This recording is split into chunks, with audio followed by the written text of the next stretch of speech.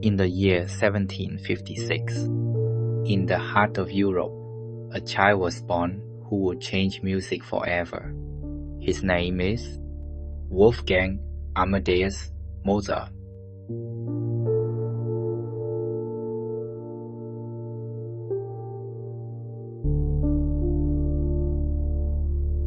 From the moment he could reach the keys of a harpsichord, it was clear this was no ordinary boy. By age 4, he could play any tune he heard. By 5, he had written his first composition, a minuet that still echoes through time. His father, Leopold Mozart, was a talented composer and violinist himself. He quickly realized his son was not just gifted. He was a miracle. So began one of history's most astonishing journeys. With his sister Nano by his side, also a musical prodigy, Wolfgang toured the courts of Europe. Vienna, Munich, Paris, London, everywhere they went, kings and queens marveled at the young boy who could play blindfolded, improvise symphonies, and read music like others read books. But behind the applause and admiration, there was pressure. Constant travel, exhausting performances, and a father who saw both opportunity and burden in his son's gift. Mozart wasn't just learning music, he was being shaped by it. And soon he would shape the world with it.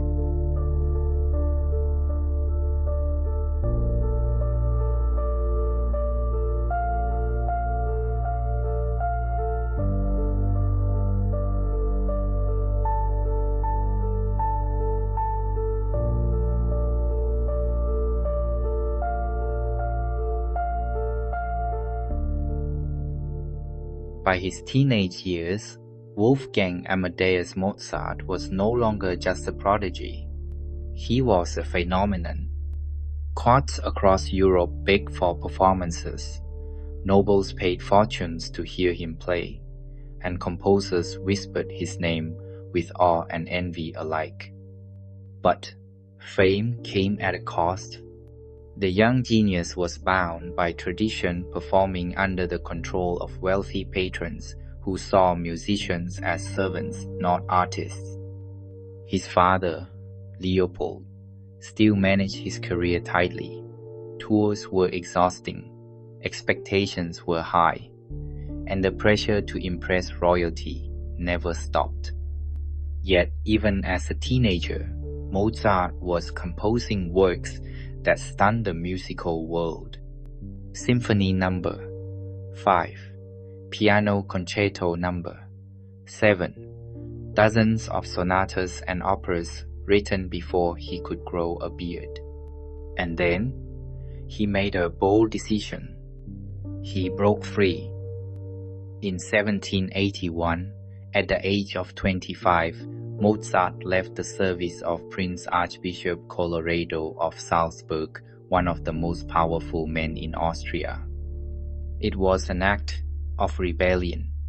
For the first time in his life, he would be free to compose what he wanted, how he wanted.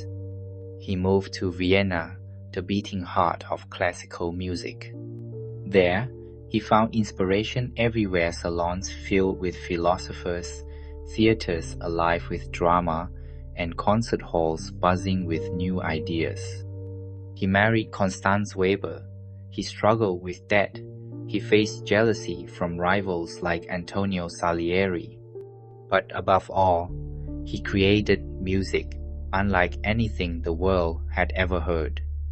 Music that spoke directly to the soul. Music that defied rules. Music that changed everything.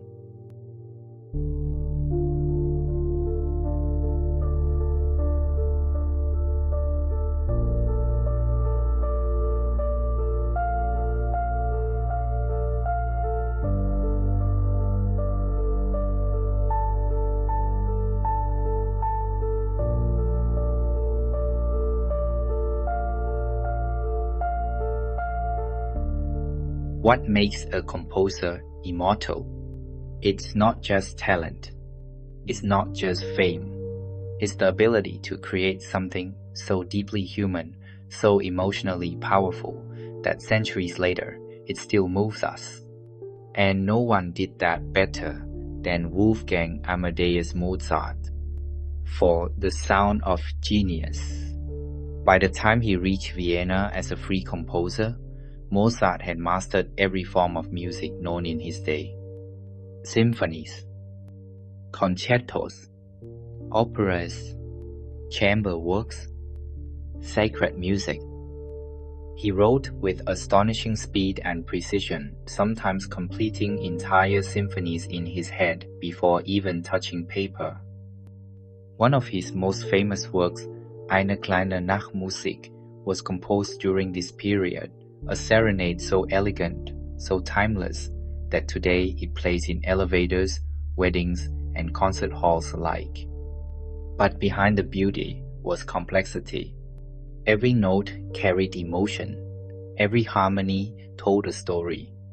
In his piano concerto number 20, you can hear doubt, struggle, and triumph like a battle fought in melody. In symphony number 40, tension builds from the very first movement, a masterpiece of drama and depth. For where Mozart truly shined. If Mozart had a home, it was in the opera house. He didn't just write operas, he redefined them. Before him, opera was often stiff, formal, full of predictable structure. Mozart broke those rules. He gave characters real emotion, real flaws, real humanity. His opera, Don Giovanni, written in 1787, stunned audiences with its boldness. A tale of seduction, arrogance, and divine punishment wrapped in some of the most unforgettable music ever composed. Then came The Marriage of Figaro, a comedy that mocked the aristocracy at a time when revolutions were brewing across Europe. And finally, The Magic Flute, part fairy tale, part philosophy, part spiritual journey, completed just weeks before his death. These weren't just performances. They were statements. They were revolutionary. For a genius in overdrive, even as his finances crumbled and illness took hold, Mozart kept composing. In his final year, 1791, he created some of his greatest works. The Magic Flute, Clarinet Concerto in A major, Symphony Number 41, Jupiter, and unfinished at his death, his Requiem. Yes, the Requiem. The last piece he worked on was for his own death. There are many myths about how it happened: poisoned by rivals, dying in poverty, writing under the shadow of death. But what we know is this. Even at the end, Mozart was creating music that would outlive him by centuries.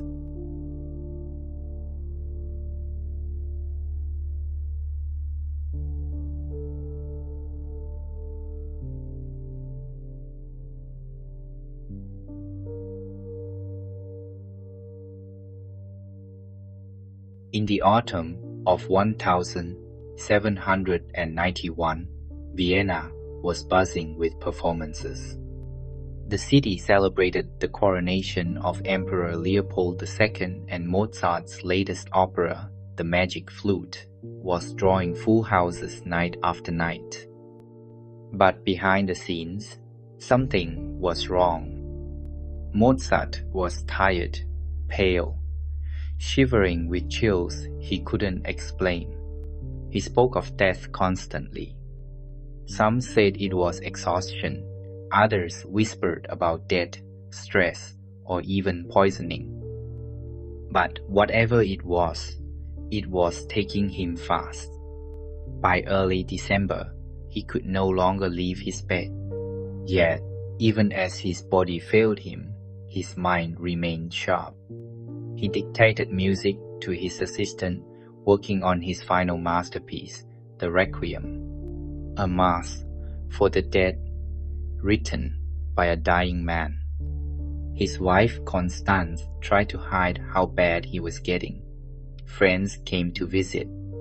Composers stopped by hoping to speak with him, but found a ghost of the man they once knew. And then, on the 5th of December, 1791, at just 35 years old, Wolfgang Amadeus Mozart was gone. The official cause of death? Severe miliary fever, a vague term doctors used back then. But people wanted answers. Over the years, many theories have emerged. Rheumatic fever, mercury poisoning from treatment for syphilis, kidney failure, even assassination. Some believe he was poisoned by jealous rivals or secret societies. One of the most famous rumors claims that Antonio Salieri, a fellow composer, was responsible for his death. This myth was revived in modern times by the film Amadeus, where Salieri confesses to poisoning Mozart out of jealousy. While dramatic, there's little evidence it was true. Still, the idea lingers because Mozart's death feels too sudden, too unfair, too tragic to be explained by simple illness. Despite his genius, Mozart died poor. His funeral was modest, his grave unmarked. For years, he was buried in a common grave, not the tomb of a king, but of a forgotten man. His wife struggled to collect debts owed to him. His music lived on, but the man himself was nearly lost to time. It would take decades before the world fully understood what had been taken from it. Because Mozart wasn't just a composer. He was a revolutionary. He was a genius who broke every rule. And when he died, music itself changed forever. Narrator, measured, reflective tone. Mozart was gone, but he never truly left. His music lived on, played in concert halls, passed down through generations, studied by composers who came after him.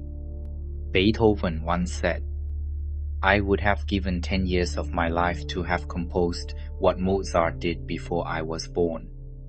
That's how far ahead of his time he was.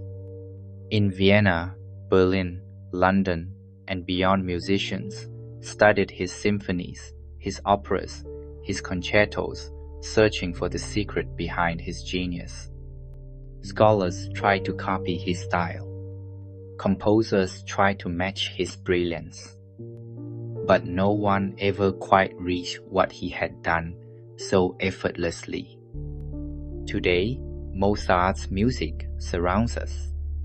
It plays in concert halls, movie soundtracks, elevators, advertisements, schools and universities.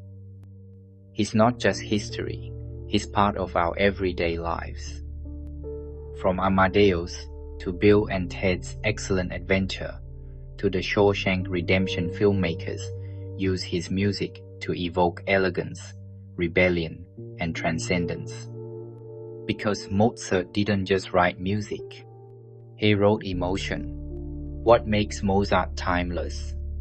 Perhaps it's that he wrote for the human soul, not just the royal court. His characters were flawed, funny, passionate, and real, not just noble figures frozen in marble portraits. His melodies weren't just beautiful, they told stories. They asked questions, they gave answers. He broke the rules of music, and in doing so, created something eternal. Even now, in an age of digital beats and auto-tuned voices, Mozart still speaks. And people still listen. When we think of Mozart today, we often picture the legend, the child prodigy, the genius composer, the tragic figure buried in a common grave. But what about the man? Mozart was full of contradictions. He was deeply religious, yet loved crude jokes and scatological humor. He adored his wife Constance, yet struggled with money and responsibility. He was disciplined in music but chaotic in life. He dreamed of financial independence but died in debt. He longed for recognition but spent his last days feeling forgotten. And yet, he never stopped creating. Even when the world turned its back on him, he kept writing music that would outlive kings and emperors. So, what can we learn from Mozart's life? That genius doesn't always bring riches. That greatness isn't always rewarded.